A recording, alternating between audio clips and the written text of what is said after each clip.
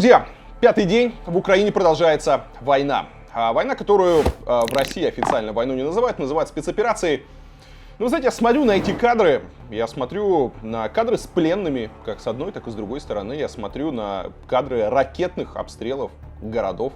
Я смотрю, как люди ночуют в подвалах, в метро, используют станции метро как бомбоубежище. А это происходит в Харькове, это происходит в Киеве, это происходит в других городах Украины. Я вижу картинки войны. Может быть, я дурак, да, может быть, меня неправильно учили в школе, и все это называется на самом деле спецоперация. Я неправильно выбираю термины, ну, вот как учили, поэтому, надеюсь, никто на меня за это не обидится. Итак, пятый день мы наблюдаем полномасштабные боевые действия на всей территории Украины.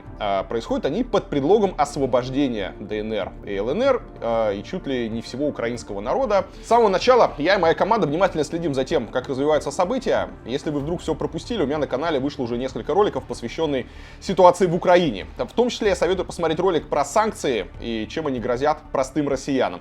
В этом ролике я собрал последние важные новости, вот буквально что происходит сегодня, что происходило вчера. Ну, собственно, главная тема сегодняшнего дня — это переговоры между Россией и Украиной. Стороны несколько дней не могли договориться о месте встречи. Вчера, наконец, решено было провести переговоры на украинско-белорусской границе. Но в итоге встречу перенесли на сегодняшнее утро. Переговоры шли весь день, но пока ничем не завершились. Стороны решили продолжить их на следующей встрече. Пока их позиции совсем не сходятся. Украина вроде как требует, то есть мы сейчас можем понимать, что происходило за закрытыми дверями только по утечкам. Итак, Украина требует вывода всех российских войск, в том числе из Крыма и Донбасса.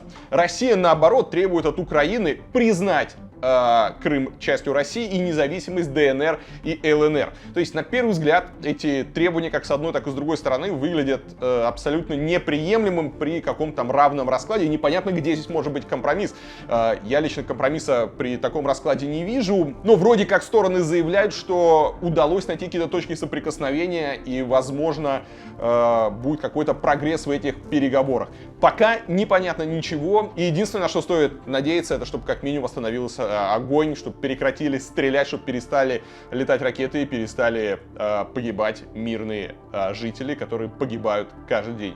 Еще раз, то, что происходит сейчас в Украине, это страшно, это просто невозможно в это поверить, это огромная катастрофа, это полный пиздец, и нужно как можно скорее это остановить. Это ничем не оправданная война. Нету никаких причин для того, чтобы погибали люди, чтобы русские солдаты стреляли в солдат Украины и наоборот. Нету ни одной причины, чтобы в Россию возвращались гробы матерям солдат, которые ехали там на учение, не на учение, чтобы им приходили похоронки. Это абсолютно бессмысленная, рукотворная катастрофа. В это сложно поверить, ребят, но это происходит в наших глазах. И я очень надеюсь, что эта страшная трагедия как можно скорее закончится. Понятно, что миром и не пахнет, но как минимум очень хочется, чтобы перестали стрелять. Посмотрим, как дальше будут развиваться переговоры. В ожидании переговоров относительно спокойно эта ночь прошла для киевлян. С вечера субботы до сегодняшнего утра в украинской столице действовал комендантский час. Людям запрещено было выходить на улицу. Ожидалось, что ночью российские войска попытаются взять столицу. Кроме того, ближе к вечеру стало известно, что авиаударом на аэродроме Гостомеля под Киевом уничтожен самый крупный в мире грузовой самолет Ан-225. Это легендарная «Мрія». Она была в единственном экземпляре. Ми втратили, на жаль, нашу мрію. Але стару мрію, а нову ми зараз будуємо. Вчера вечером многие СМИ распространяли заявление Виталия Кличко о том, что Киев окружен и находится на пороге гуманитарной катастрофы. Позже его пресс-служба эти слова опровергла, назвав их брехней и провокацией. В свою очередь, в российском Минобороны заявили, что жители Киева могут покинуть город, а украинские власти их якобы используют в качестве живого щита, призывая сидеть дома. Также в министерстве отчитались, что российские войска взяли под контроль Бердянск, Энергодар и Запорожскую АЭС. Домой! Домой! Домой! Домой! Домой! Домой! Вчера весь день с обеих сторон шли сообщения из Харькова. Утром глава Харьковской области заявил, что российской армии удалось прорваться в город. Однако вечером он же сообщил, что все районы города контролируются украинской стороной, но людей просят оставаться в убежищах. Напомню, жители Харькова и Киева уже несколько суток ночуют в метро. В столичной подземке за это время успела даже родиться одна девочка.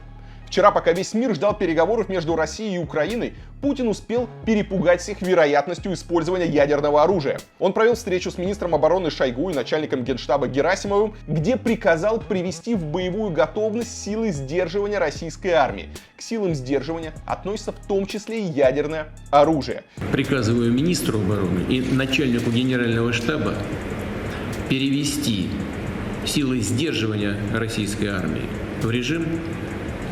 в особый режим несения боевого дежурства. После этого один из главных кремлевских пропагандистов, Киселев, выпустил сюжет в своей программе. Он выпустил сюжет, где, во-первых, рассказал про оружие, способное уничтожить весь мир, и подвел итог, который, видимо, и должен считаться результатом переговоров, если эти переговоры пройдут неудачно. Зачем нам мир, если в нем не будет России? И в этом месте мы еще на один шаг приблизились к катастрофе.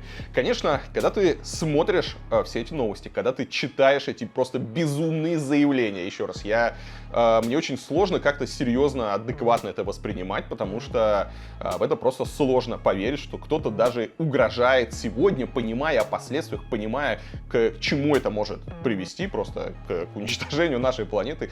Кто-то так спокойно использует такие подобные угрозы и подобные рассуждения, как некий аргумент в споре. Это страшно, и сегодня ты понимаешь, что нет ничего невозможного. Еще вчера невозможно было представить, что жители Киева будут прятаться в подвалах и метро от бомб и ракет, и сегодня это страшная реальность наших дней. И теперь мы видим подобные заявления. И кто сегодня скажет, что это невозможно, что этого никогда не произойдет? Ну, такие вот новости. В ответ пресс-секретарь американского Белого дома Джен Псаки поспешила заверить, что ни США, ни НАТО России не угрожают. Между тем, Россия впервые с начала конфликта признала, что с российской стороны есть погибшие пленные. Конкретное число не называется. Ранее глава Дагестана сообщал о смерти офицера ВДВ Нурмагомеда Гаджимагомедова. Теперь же Министерство обороны выступило с заявлением, что есть погибшие, есть пленные, но это не то число, которое называет украинская сторона. Украинская сторона сообщает о тысячах погибших. Наше Министерство обороны говорит, что эти цифры завышены. Реальное число жертв понять, конечно, невозможно, потому что данные засекречены, Минобороны не сообщает о погибших, и есть какие-то подтвержденные единичные случаи, но понять масштаб по ним очень и очень сложно. В сети есть много видео, много кадров, как с пленными, так и с убитыми, как с одной, так и с другой стороны. Я их не показываю. Меня спрашивают в комментариях, почему мы это не показываем. Мы их не показываем, во-первых, по этическим причинам, во-вторых, мы их не показываем по правилам Ютуба и так далее. Мы не можем это показывать, потому что иначе заблокируют канал. Еще раз, кому интересно, вы эти кадры легко найдете в различных телеграм-каналах. Их довольно много, и можно сделать выводы, потому что происходит как с одной, так и с другой стороны. И вот буквально несколько часов назад стало известно, что Зеленский подписал заявку на вступление Украины в Евросоюз. Слухи об этом, новости об этом ходили уже несколько дней, что Украину хотят принять в Евросоюз по ускоренной процедуре. И, возможно, мы увидим, как прямо за несколько дней все эти колеса евробюрократии провернутся, и Украина станет частью Евросоюза. Пока не очень понятно, что это даст Украине с точки зрения безопасности и помощи, потому что Россия дает понять, что если кто-то вмешается, он станет стороной конфликта. И, как мы поняли, Евросоюз пока готов ограничиваться исключительно поставками вооружения и денег Украине, ну и различной гуманитарной помощи беженцев, но непосредственно в конфликт не вмешиваться. Некоторые страны пока начинают осторожно разрешать своим гражданам принимать участие как добровольцы в военных действиях. Опять же, непонятно, какое количество будет этих добровольцев, но тем не менее Россия ясно дала понять, что если кто-то вмешается, он станет стороной конфликта и, возможно, примет на себя удар российской армии. Посмотрим, как будут дальше развиваться события, и не очень понятно, опять же, что статус члена Евросоюза даст Украине в плане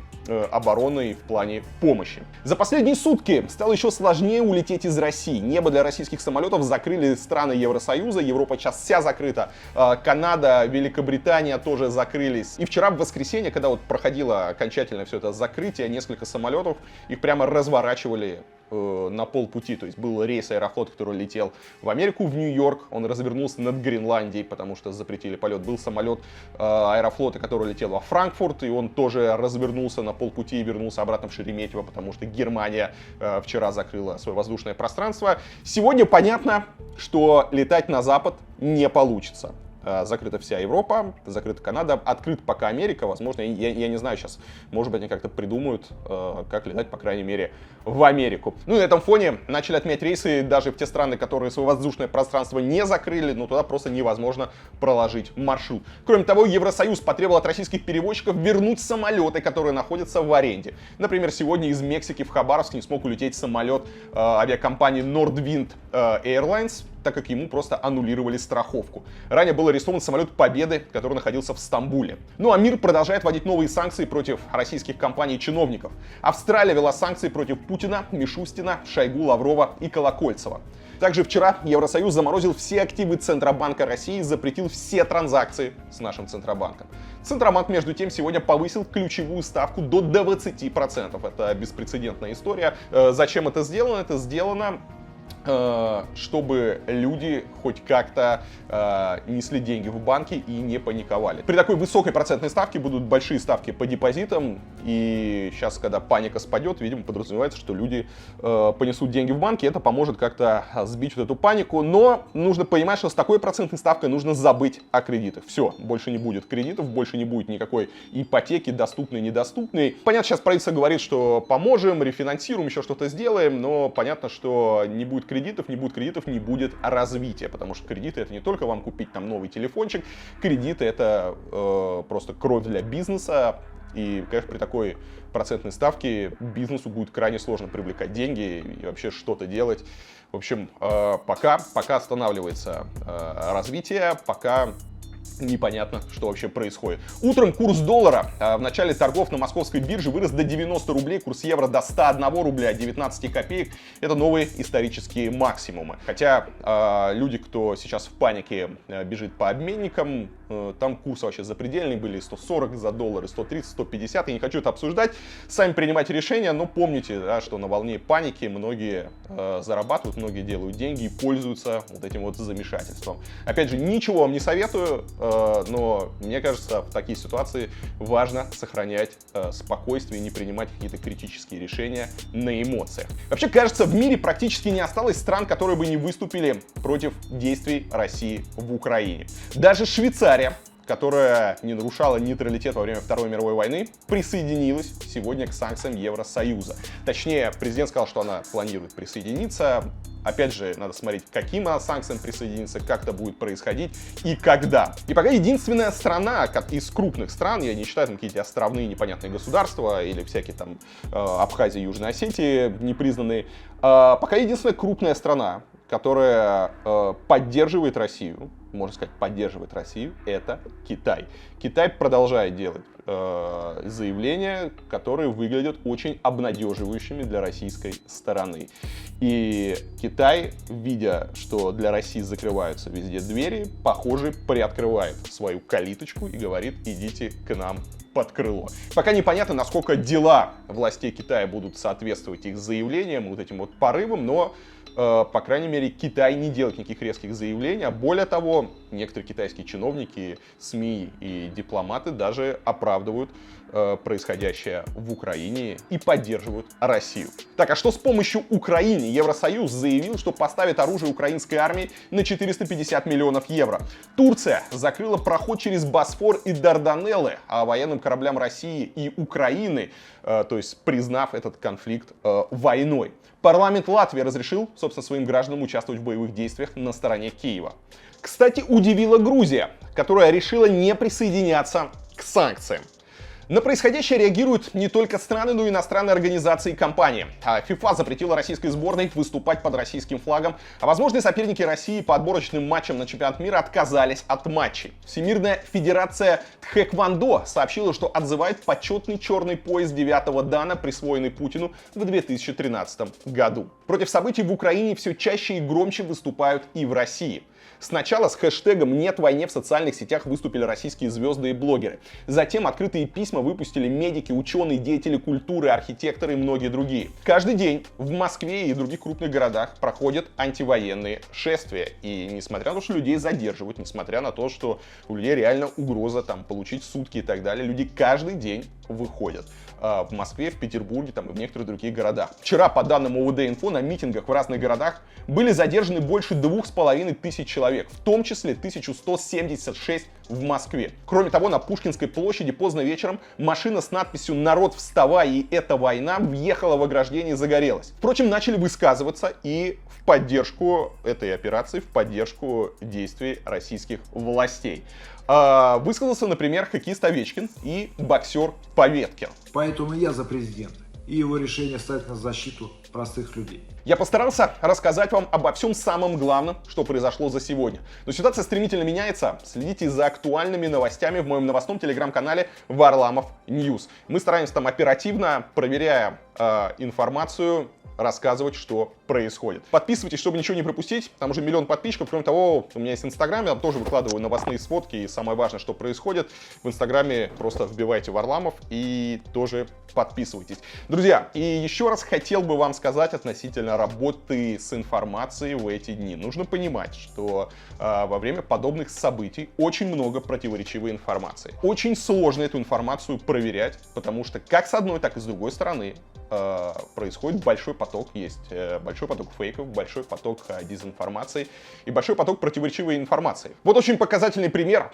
Сегодня военно-морские силы Украины подтвердили, что украинские военные, служившие на острове Змеиный, живы и находятся в российском плену. Мы очень рады узнать, что наши братья живы и здоровы, заявили ВМС. Требуем от России незамедлительного освобождения незаконно захваченных граждан Украины. Я напомню, что российская сторона сообщала, что на Змеином 82 украинских военных добровольно сложили оружие, но президент Зеленский до этого сообщал о гибели всех 13 пограничников острова, им даже присвоили посмертно звание героев. Вот просто один из эпизодов, который показывает, насколько противоречивой может быть информация, поэтому все нужно взвешивать, ко всему нужно относиться критично. Выбирайте источники разные, ждите подтверждения, не спешите там сразу реагировать. Сейчас действительно очень тяжело разбираться, чтобы примерно понимать, что происходит. Одним словом сказать можно, происходит полный пи***ц.